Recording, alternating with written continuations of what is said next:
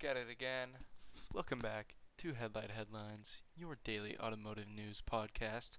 My name's Clayton, your host, and I'm super excited to get into the news today. But before we get started, make sure to follow us on Twitter at HlightHlines, where we post an update once every episode goes live. Also, check us out on YouTube. Our channel is Headlight Headlines, and you can always find a video version of this podcast there. Not really a ton of news today, to be completely honest. Had to scour the internet for these articles, but I've got just a few of them for us to go over today. And we are starting it off with an interesting article from Mercedes. And Mercedes is saying they want to end accidents involving their cars by 2050. Which, obviously, that would be great if that could happen. Accidents aren't good. And any way that those can be removed would be great. So they're calling this mission Vision Zero, and they plan includes greatly reducing death and serious injuries in car accidents by the year 2030. And they are wanting to do this with a combination of autonomous vehicles and improved infrastructure. So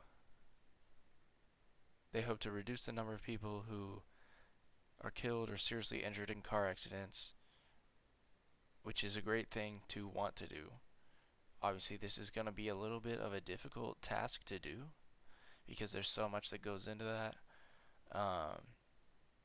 But they've said they've been evaluating real-world accidents since 1969 and will continue to do so. And they can work on that to combat accidents by learning about how they could have been prevented. So I think it's a really cool initiative that they're taking, and I think it can have anything that they do to try to fix this, I think will have a positive impact. I don't think there's a way to completely eliminate accidents from occurring because they are accidents. But I think if they can reduce it in any way, it would be very helpful. And I'd be interested to see if any other automakers would like to work on this with Mercedes or have their own kind of same goal like this and try to do something similar within their research and their new vehicles that they're producing. I think it's pretty interesting initiative that they're wanting to take.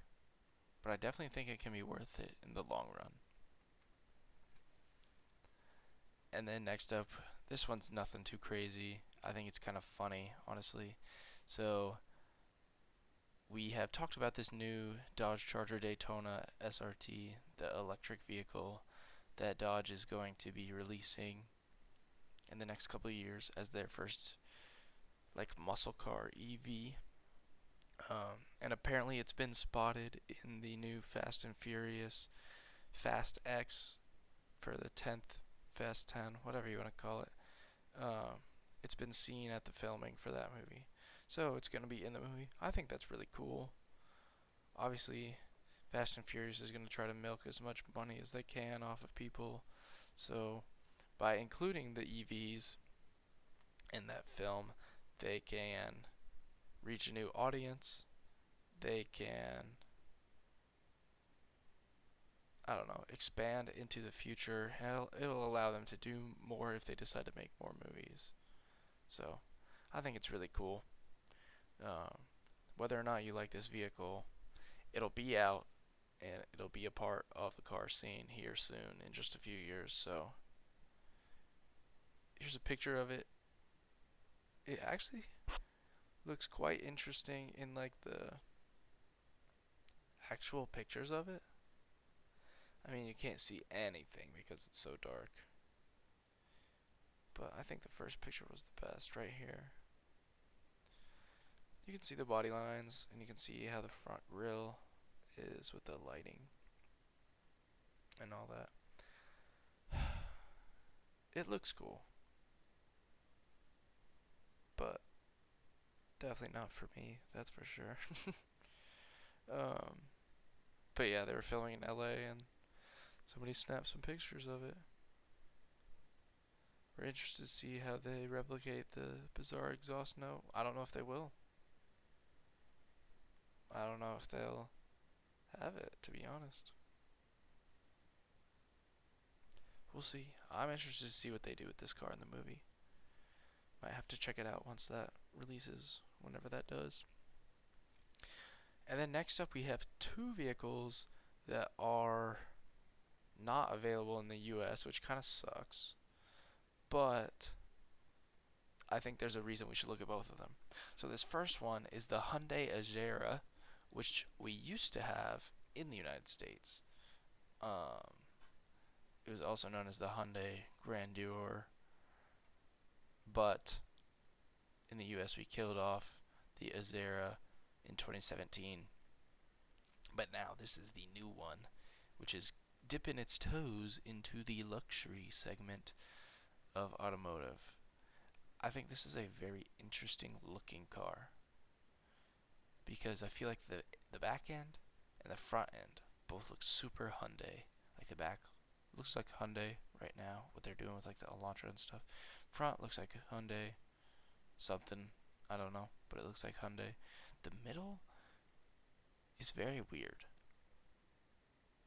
Like it's kind of like a small version of that Cadillac Celestiq that we've been looking at, but obviously not as fancy and not $300,000. But it definitely looks smaller. The middle part just doesn't really match the ends. And this angle of where the roof slopes down to like the trunk lid and stuff just looks very odd. I don't know why. I guess it's where this line coming up merges with this line coming down. Looks odd to me. Here's a picture of the old first gen Grandeur with its centralized bulge and squared off fender line. Interior looks beautiful on this. I love how this has these lines right here kind of fading away from the screen. Cool. Steering wheel looks pretty cool. Looks like it should be a truck steering wheel though. I'm not sure why it's so like blocky. Looks like it would be on a F-150 or something. Obviously digital gauges, infotainment, and then it has another like accessory screen is what I'm gonna call it down here for like climate control and other like settings like that, seat adjustments. I think it's cool. See here, those colors look white. Here they look blue, so maybe they can change there. 4-light LED indicator on the steering wheel. Not sure what that's about, but okay. Oh, it's for drive modes. Kind of odd. And then you can see the headlights here look pretty crazy. Really nice. Side profile looks good. Like I wanna like it. They're not sure what it's gonna come with. They're thinking either a 2.5 liter turbo, 4-cylinder, or 3.5 twin turbo V6. That would be cool. Or an all-electric version, like the G80. They have a gas and an electric version. So, who knows? I think it's a really cool car, but a really odd car. Cause I think the overall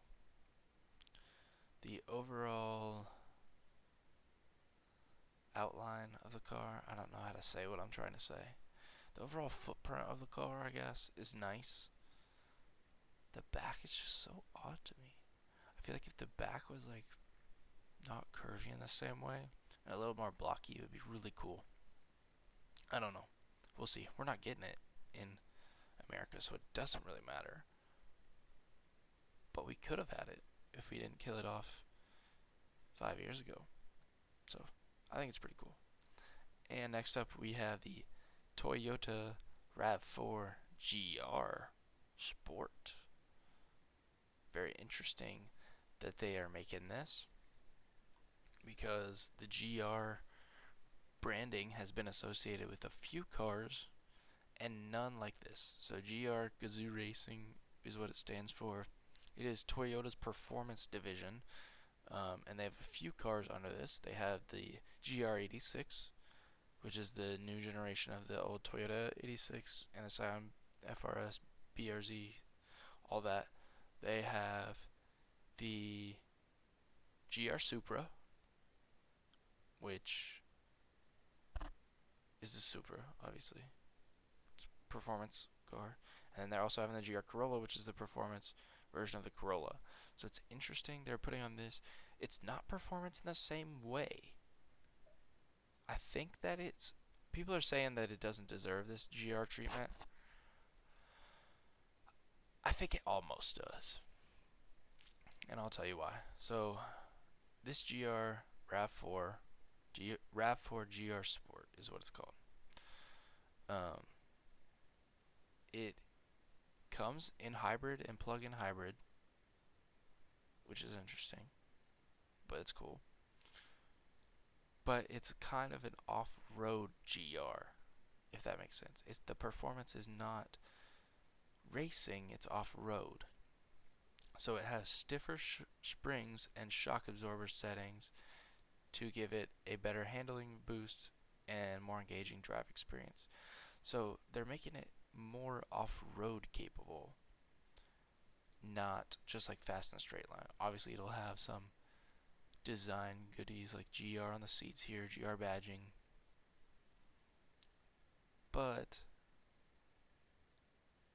it's not the same of what we're used to here in the United States.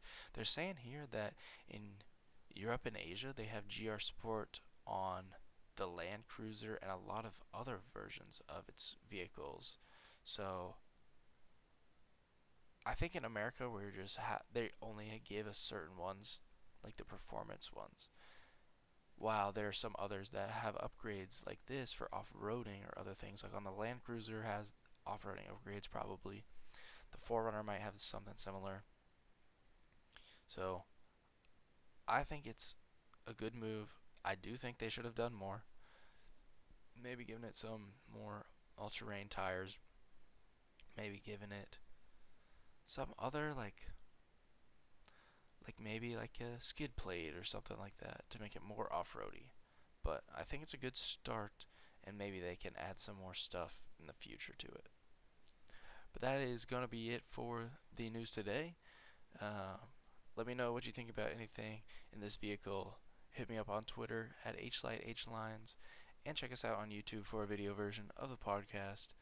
Our channel is Headlight Headlines. Make sure you subscribe while you're there and leave a like on our videos. It'll be much appreciated.